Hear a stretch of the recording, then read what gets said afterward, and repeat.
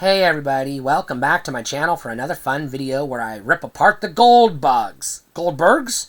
Goldbergs? The show about the Jewish family that sells furniture that's set in the 1980-somethings. You know, the little boy who's obsessed with Transformers and every other toy in the 80s, even though he's watching movies that came out in 1982, playing with toys that came out in 1988 in the same episode. Yikes. But, let's talk about it. What the hell is the Goldbergs? I apologize if I get it. I haven't seen the show in a while. I watched the first 3, 4, 5 seasons or whatever, and then just cold turkey stopped. So I'll get to the why I stopped, what happened, why I lost interest, but I'll also get into the why I was watching it in the first place. So, let's start with what the fuck it is. Well, the Goldbergs, I'm going to say Goldbug and Goldberg interchangeably because I get confused and it's a stupid name for a show. I know, look, I apologize I don't mean to be disrespectful. It's a guy's name, but it's a stupid name for a show because you're just naming the show after your family name.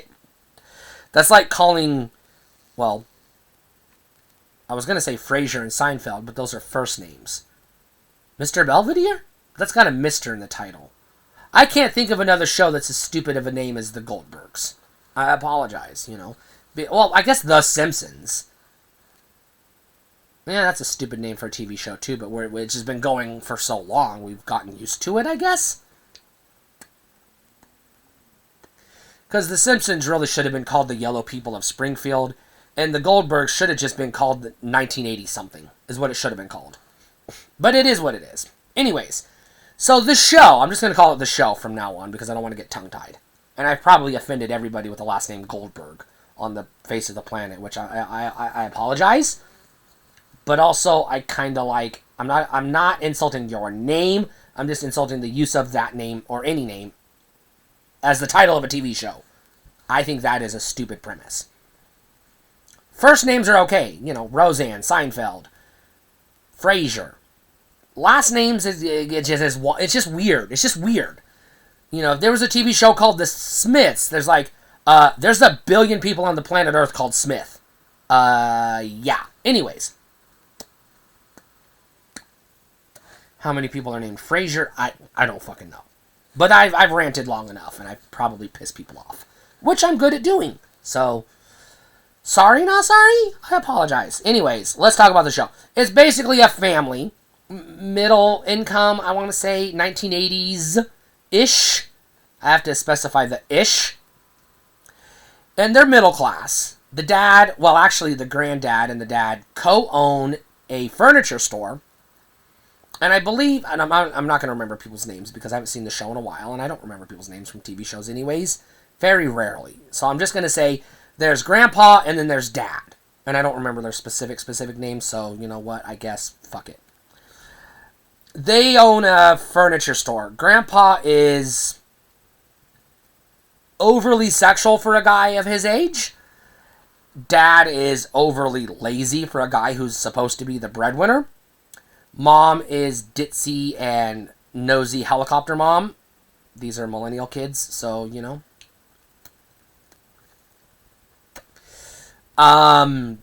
Oldest son is a dork. Oldest daughter is a hottie who wants to play music, but also is kind of insecure. And full of herself at the same time. How can you be insecure and full of yourself at the same time? I don't know, but she pulls it off. And then you got the little boy who is the stereotypical nerd. And I know there is a difference, subtle, between a dork and a nerd. But we'll get there when we get there. And essentially the premise of the show is a day in the life of the family called Goldberg? Goldbug? The reason why I have Goldbug on the mind is because that's the name of a Transformer toy that is very near and dear to my heart. I've already done a video on it on my other channel. Go check it out. Anyways, I'm going to get tongue-tied because they're too similar in the name.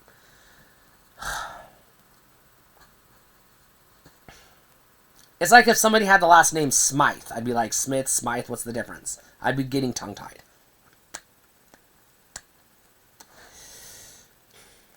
Alright, anyways.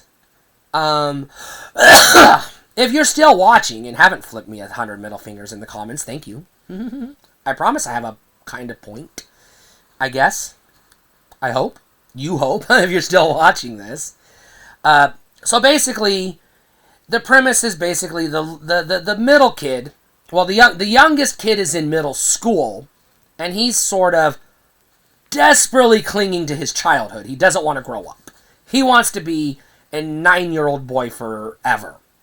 And from what I understand, the actual boy that the show is loosely kind of sort of based on his real life, yeah, that tracks. I think the middle boy, the middle child is the dork. He thinks he's cooler than he is. He's essentially the kid from the nerdy Pretty Fly for a White Guy music video. He's really into hip-hop, and he thinks he can rap, and he thinks he can dance. He can't. And he thinks he's cool because he hangs out with friends, and they refer to themselves as the Jenkintown Posse, JDB. And that's their slogan. They say it every time, 10 times an episode. Anyways, it's a fun show, don't get me wrong. I love the show. To a point. It was a fun show. To a point. And I'm going to get there. But, here's the thing. The daughter, very good-looking girl, music, talented, a real-life singer in real life, actress, does other stuff. Her storyline is essentially, she is kind of sort of popular-ish because she's pretty and talented, etc., etc., etc., and she hangs out with her best friend who is pretty and talented, etc., etc., but very superficial, the both of them. And she has a very small social group, but she's also kind of, I guess, sort of... Anyways, she's the stereotypical, 80s girl, I guess. And that's the thing. The show is very stereotypical 80s. And I know a lot of it is probably based on his real life experiences because he does document everything in videotape form when he was a kid because he comes from a middle class family, which, by today's standards is probably not very wealthy, but by 1980 standards, I would have considered these rich kids. Like rich kids to us because we were that goddamn poor.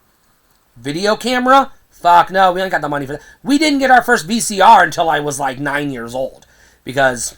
VCRs were still hella expensive. We got our first VCR in 1988.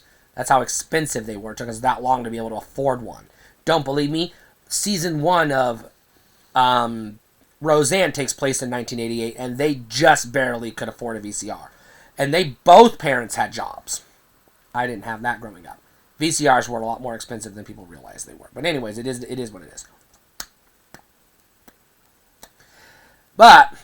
the premise of the show is basically, it's a family sitcom, and it's the same sitcom tropes, popular kids, non-popular kids, struggles at high school, breaking up with girls, boys, who's into who, will they, won't they, etc. It's your standard, stereotypical sitcom set in the 1980-somethings, and I'm emphasizing the somethings because they say that every episode.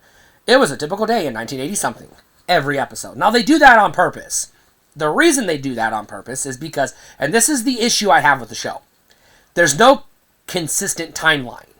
It's anachronistic all goddamn long, all day long, all the way around. What I mean by that is, specific example. One of the early episodes, the young boy, and I am not going to remember their names, I'm just going to say the nerd. The nerd wants to go see Poltergeist because I guess he thinks it's going to be a fun ghost story. He doesn't realize it's a legit scary horror movie. But anyways, he's playing with Transformers toys in his bedroom that didn't exist until several years later. Now, you could argue, well, Poltergeist may have been re-released in theaters because that happens. But he made a big deal about it basically being opening weekend, and he had to see it today. They do the same thing where on a later season that maybe some time has passed in their lives, he's going to see Return of the Jedi opening weekend, which Return of the Jedi did come out a year after Poltergeist, to be fair, but it came out before other movies he saw in the theater opening night on the show because, that's a running gag on the show or an inconsistency. I don't know. But there's a lot of anachronisms with the toys and the references and the styles and everything else. Now, this was the same problem they had with that 70s show. They just sort of shrugged it off, and I can do that with the Goldbergs. Whatever. I can do that with the Goldbergs because, I get it. Memories are fuzzy, and you're telling a story 30 years later. You're probably going to mix things up in your mind. So that's acceptable. I'll allow it. I can accept that. It's the same pass I give How I Met Your Mother. Whenever there's inconsistencies, he's like, well, yeah, he remembered it this way, 45 minutes ago in the conversation because the entire 9 seasons actually takes place over the span of like 2 or 3 hours in real time in his kid's life. But that's neither here nor there. Memories are fuzzy. You forget things. You mix things up. And he does that in the show. Oh, actually, wait. I think it went like this. And now I can't remember. So I understand that. The Goldbergs do that as well. Sometimes. But he does have documentation of some of the things that happened. Because he always has the video evidence of this is how it actually happened. Now, setting that aside, I did not stop watching the show because of the controversies that came later. Which is what you probably were expecting me to say.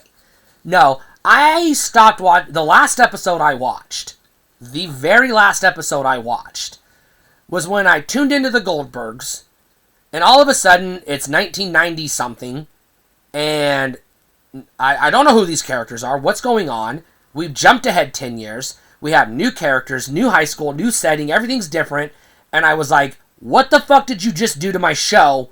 I lost interest, and I stopped watching because I was like, nope, I'm not doing that. They did that to me with Final Fantasy VIII. I never forgave them. I will not go back and finish the game. I don't give a fuck how good it ends. You don't fuck with me. If you're going to say, here's your cast of characters, and 3 seasons later, no, here's a new cast of characters. No, make that a goddamn spinoff. Which I guess they were trying to do, but they did it wrong. And it pissed me off, and I stopped watching. And I never watched another episode after that. And I never will. I'm not going to go back and finish the show. Once I lose interest in the show, it's dead to me. I will not go back. I don't give second chances.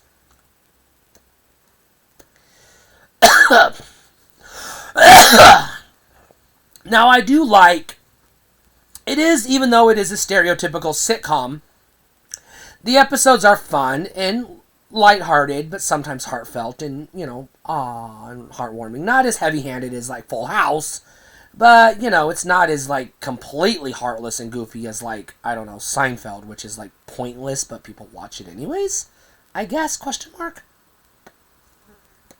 My theory is people only watch Seinfeld because there was nothing else to watch, because it was like that or Friends, and people were watching Seinfeld at a protest, I guess? I don't know.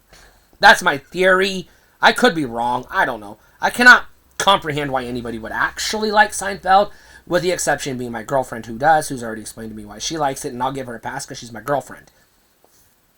But everybody else doesn't have an excuse, because you're not my girlfriend. Sorry. But, and if my girlfriend is watching this video, I love you, babe. She knows I'm playing.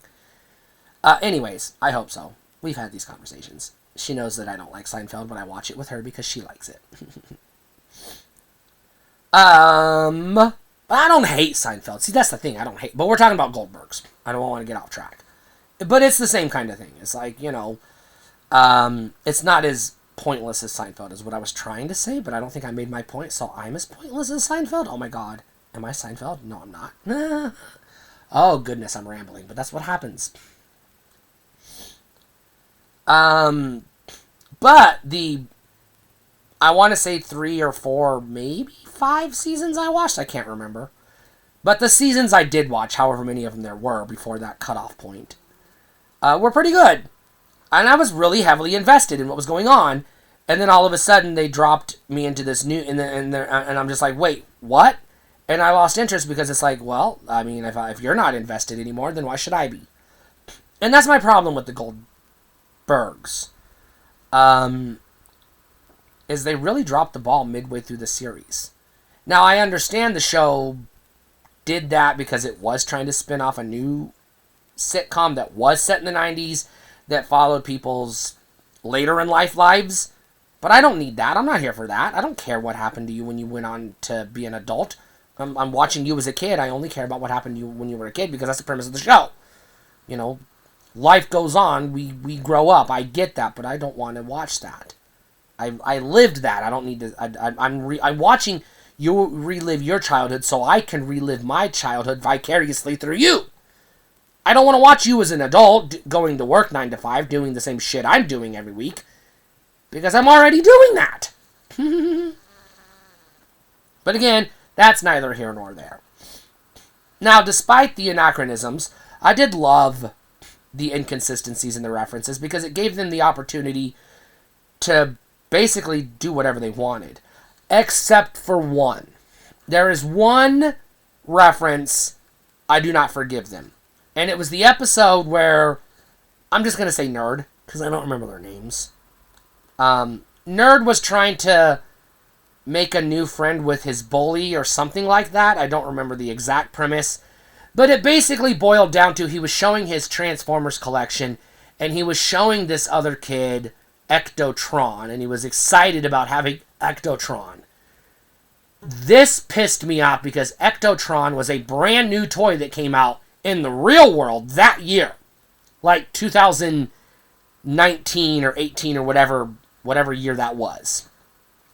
And it did not exist. It wasn't even a concept in 1980 anything, let alone 1980 something. So that pissed me off and took me out of the show. And I know what you're saying. There's a chance that episode came after the cutoff. And you're right. It wasn't a hard cutoff because I did keep watching for maybe 1.5 more seasons before, but I had already lost interest, so I was just sort of watching as kind of a thing to do, and then I just sort of fizzled out and never went back. So it wasn't a hard cutoff. It was a hard cutoff in my interest in the show, but it's like, hey, it's Thursday night, the Goldbergs is on. All right, whatever, what am I going to do? It's Thursday night, or whatever day of the week they came on. So there was a point where I did stop watching, but it wasn't a hard cutoff, like I may have alluded to earlier.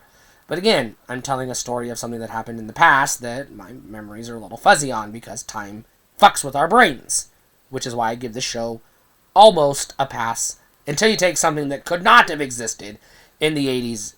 It'd be like if he was showing his friends his DVD player in 1987. No, that's impossible, unless you're Doc Brown. Or Doctor Who. Why are all the time travelers doctors? That's something for another video. Anyways. Goldbergs. Did you watch it? Did you like it? I don't know. But I won't go back to it.